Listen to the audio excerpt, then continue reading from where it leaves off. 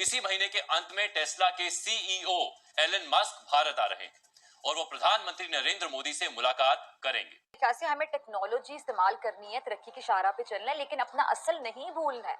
हम मुसलमान हैं तो हमें अपनी नई नस्ल को बताना होगा। भारत में किसी को ये डर नहीं होता कि पैसा लगाया तो डूब जाएगा, या अगर उनके स्टाफ आ गया तो मार दिया जाएगा, जो कि पाकिस्तान में हमने देखा है कि इस किस्म की प्रॉब्लम्स रही है और पाकिस्तान इस तरह की प्रॉब्लम्स के ऊपर काम भी नहीं कर पा रहा। चीन को पड़ी पेट पे लात और चीन में आ गई हड़कंप। जय हिंद दोस्तों। इलेक्ट्रिक कार निर्माता कंपनी टेस्ला के मालिक इलोन मस्क प्रधानमंत्री नरेंद्र मोदी से मिलने भारत आ सकते हैं। इस बात की उम्मीद है कि वह इस दौरान भारत में निवेश और देश में प्लांट लगाने की अपनी योजना का ऐलान कर सकते हैं। दोस्तों, टेस्ला कंपनी के मालिक एलन मस्क भारतीय बाजार में प्रवेश करने जा रहे हैं। पिछले साल जून में जब प्रधानमंत्री नरेंद्र मोदी अमेरिका गए थे तो उन्होंने मस्क से मुलाकात भी की थी। कंपनी ने पिछले साल जुलाई में कहा था कि वह $24,000 की कीमत वाली ईवी का उत्पादन करने के लिए भारत में एक कारखाना बनाने में रुचि रखती है। दोस्तों, टेस्ला कंपनी की वजह से भारत के लोगों को बहुत ज्यादा रोजगार मिलेगा, जिसके साथ भारत में नई तरह की टेक्नोलॉजी भी आएगी। इतना क्यों जश्न की भैया टेस्ला लेकर आ रहा है यहाँ पे? टेस्ला नहीं आ गया, पता नहीं क्या आ गया, लेकिन है, बात में दम है दोस्तों, और वही दम आज मैं आपको समझाऊंगा। पहले एक जमाने में एलन मस्क ये कहता था, आज से 2-3 साल पहले, कि साहब मैं भारत आऊंगा, भारत में इन्वेस्ट करूंगा, लेकिन पहले मैं भारत को बोलूंगा कि तुम हमारी गाड़ियां इंपोर्ट करो जो चीन में बनती हैं। तुम इंपोर्ट करो दनादन, तुम पैसे दो इंपोर्ट करो, पैसे दो इंपोर्ट करो, बाद में मैं देखूंगा कि मार्केट तुम्हारा कैसा है। सरकार ने मना कर दिया, सरकार ने मना कर दिया, मोदी जी ने साफ मना कर दिया, बॉस ये नहीं चलेगा। अगर तुम्हें भारत में माल बेचना है तो तुम्हें भारत में बनाना पड़ेगा। एलन मस्क को बुरा लगा, एलन मस्क चला गया। हमने बोला ठीक है। फिर इनकी मीटिंग पिछले साल हुई। जब पिछले साल मीटिंग हुई मोदी जी की और एलन मस्क की, तब एलन मस्क ने ये मीडिया के सामने बोला कि मैं मोदी जी का बहुत बड़ा फैन हूं, और सिर्फ यही नहीं, उसने बोला I will come to India as humanly fast as possible, जितना मुझसे हो सकेगा उतनी जल्दी आऊंगा। और अब अप्रैल के महीने में भाई साहब विराजमान हो रहे हैं, और ये देखेंगे अलग अलग जगह भारत में, अलग अलग जगह ये देखेंगे कहां पे फैक्ट्री लगा सकते हैं, कहां पे फैक्ट्री डाल सकते हैं। दोस्तों, आज की तारीख में ज्यादातर जो टेस्ला बनती है ना, वो बनती है चीन में, मैक्सिमम चाइना में बनती है, अमेरिका में भी बनती है। भारत बन जाएगा तीसरा देश जहां पे टेस्ला की बहुत बड़ी फैक्ट्री लगेगी। इससे फायदे क्या है? और सबसे ज्यादा 70-75% तो हमारी जो लगभग इलेक्ट्रिकल व्हीकल्स जो हैं, ये कौन बनाता है भारत में? टाटा बनाता है। अच्छा, टाटा के अलावा महिंद्रा भी बनाता है, एक आध फॉरेन कंपनीज भी हैं जो इंडिया में मैन्युफैक्चर करती हैं। और दोस्तों, कई कई किस्म की ईवीज बनती हैं भारत में, स्कूटर बनते हैं, मोटरसाइकिल बनती हैं, ये ऑटो रिक्शा बनता है, नोएडा में चलते हैं वो ऑटो रिक्शा इलेक्ट्रिकल, बहुत चलते हैं। हर चीज रोड ब्लॉक वही तो करते हैं, वो सब इलेक्ट्रिकल है, रोड ब्लॉक वाले, हरी प्लेट वाले, कारें बनती हैं, सब कुछ बनता है यहाँ पे। लेकिन टेस्ला जब आएगी ना दोस्तों, तो उससे 3 मुख्य फायदे होंगे, और ये आपको जानने की जरूरत है। फिर मैं आऊंगा मोदी जी पे बाद में, ये मोदी जी की स्टोरी में बाद में सुनाऊंगा क्यों कर रहे हैं, क्या कर रहे हैं, लेकिन मुख्य तौर पे 3 फायदे होंगे जब टेस्ला आएगी भारत में।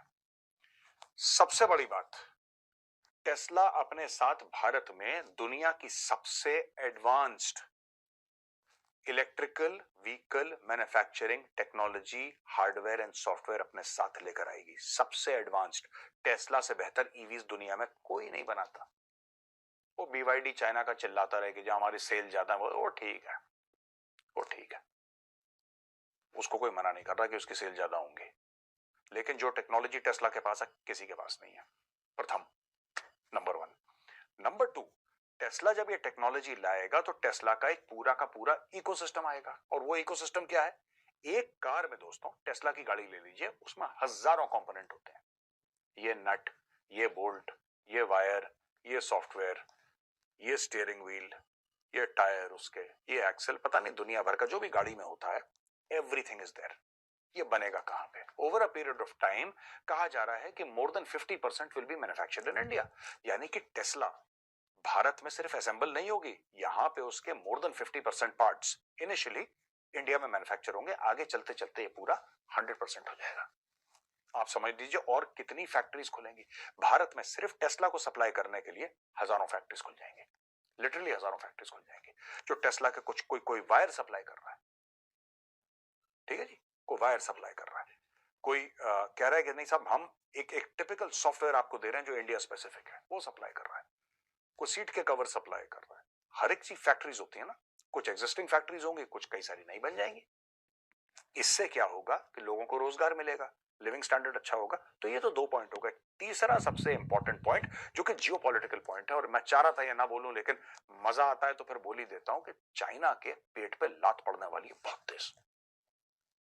क्योंकि भैया 2 ब्रांड हैं दुनिया के, 2 ब्रांड हैं जिसको लेकर चाइना बहुत फरफर करता है, बहुत फरफर करता है। 2 ब्रांड है जिसको लोग बहुत एडमायर करते हैं। नंबर 1 एप्पल, वो भारत में बनना शुरू हो गया। पहले चाइनीज ने बड़ा वो बोला कि नहीं साहब इंडिया का एप्पल तो बेकार है। भारत से सीखकर और इसी चीज के आगे बढ़ना होगा, तभी कोई आएगा हमारे यहाँ इन्वेस्टमेंट करने, तभी कोई आएगा यहाँ पर भी फैक्ट्री लगाने। वरना तो यही होता है कि जो इस वक्त मौजूद है वो भी भागने के चक्करों में। ना सिर्फ ये कि कोई भी मल्टीनेशनल कंपनीज पाकिस्तान में आने के लिए तैयार नहीं है, ये और बात है कि अब हमारे सारे जो पॉलिटिशियंस हैं, खासतौर पे वो जो कि जिन्होंने गवर्नमेंट बनाई है, वो बार बार हमें ये कहते हुए दिखाई देते हैं कि जी हम तो चाहते हैं कि लोन ना लें बल्कि लोग इन्वेस्टमेंट करें आके। तो उसके लिए आपको पहले सिक्योरिटी फोर्सेस को बताना होगा कि जी आपने सिक्योरिटी देनी है, आपने मटर नहीं छीलने, तब जाके कोई काम हो पाएगा। लेकिन बहरहाल अभी तक तो पाकिस्तान में ऐसा होता हुआ दिखाई नहीं दे रहा। ना सिर्फ ये कि कोई मल्टीनेशनल कंपनीज को तो खैर क्या ही बात करें, हम तो ये देख रहे हैं कि जो पाकिस्तानी हैं, जो पाकिस्तान के ही लोग हैं, वो भी अपना पैसा कहीं ना कहीं किसी और कंट्री में जाके लगा देते हैं, लेकिन पाकिस्तान में नहीं लगाते। और ये यकीनन एक बड़े अफसोस की बात है, लेकिन पाकिस्तान में यही माहौल है। दूसरी तरफ हम देखते हैं कि भारत में एक के बाद एक बड़ी बड़ी कंपनीज जो है, उनके सीईओ जो है वो तो जी शादियों तक में चले जाते हैं। आपने देखा ही ना, अभी मुकेश अंबानी के बेटे की शादी थी, बल्कि शादी से पहले मेरे ख्याल है जो प्री वेडिंग फंक्शन थे उसमें कौन कौन आया था, और कितने बड़ी बड़ी कंपनीज आप लोगों ने देखी कि उनके सीईओ वहां पर मौजूद थे। तो जाहिर है कि उन्होंने इन्वेस्टमेंट भी करने में वो लोग जो है डरते नहीं है। उनका ख्याल यही है कि उनकी कंपनीज हो चाहे उनकी जान हो, वो भारत में सिक्योर है, भारत में उन्हें कोई खतरा नहीं है। इसी वजह से वो भारत में आते हैं, इन्वेस्टमेंट भी करते हैं और भारत में विजिट भी करते हैं। पाकिस्तान में ना तो इन्वेस्टमेंट आ रही है और ना ही इस तरह के लोग विजिट कर रहे हैं। यकीनन इसके ऊपर पाकिस्तान की अथॉरिटीज को सोचना होगा, बहुत सीरियसली सोचना होगा, और इसके ऊपर काम करने की भी बहुत जरूरत है। जो कि हमें मालूम है कि कहीं ना कहीं शायद कुछ लोगों को एहसास हो रहा हो कि नहीं पाकिस्तान में भी ऐसा होना चाहिए। इसलिए बार बार हम भारत की न्यूज भी आपको बताते रहते हैं, क्योंकि हमें मालूम है कि पाकिस्तान में भी काफी लोग जो है वो अब यूट्यूब चैनल्स को देखा करते हैं, और शायद उनमें से कुछ लोग ऐसे भी हों जिनके हाथ में पावर है, या कह लीजिए कि जो पॉलिसी मेकर्स हैं, शायद वो इन वीडियोस को देख के, चाहे वो मेरी हो या और किसी यूट्यूबर की या जर्नलिस्ट की, जो पूरे पाकिस्तान से लोग बना रहे हैं, काम कर रहे हैं यूट्यूब पे, उनकी बात शायद उनको समझ में आए और वो सोचें कि हाँ पाकिस्तान को भी जो है वो लोन के बजाय इन्वेस्टमेंट की जरूरत है। लेकिन वो इन्वेस्टमेंट लाने के लिए सिक्योरिटी की जरूरत है। आपको सिचुएशन, आपको माहौल, एटमॉस्फेयर ऐसा बनाना पड़ेगा जिससे कोई भी आते हुए हमारे यहाँ डरे नहीं। अभी तो फिलहाल पाकिस्तानी जो बाहर शिफ्ट हो गए हैं, जिनके पास दो दो पासपोर्ट है, वो खुद पाकिस्तान आते हुए डरते हैं कि यार रहने दो, फिर कभी देखा जाएगा, फोन पे ही कह देते हैं ईद मुबारक।